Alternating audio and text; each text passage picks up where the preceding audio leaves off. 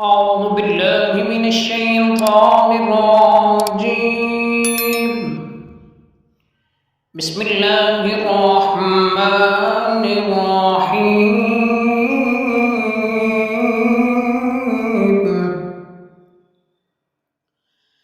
ألم تر كيف فعل ربك بأصحاب الفيل؟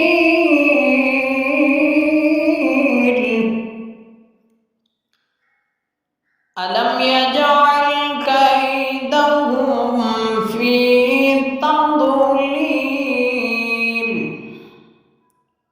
وأرسل عليهم طيرا أبابيل ترميهم بحجارة من سجيل فجعلهم كعصف مأكول. صدق الله العظيم.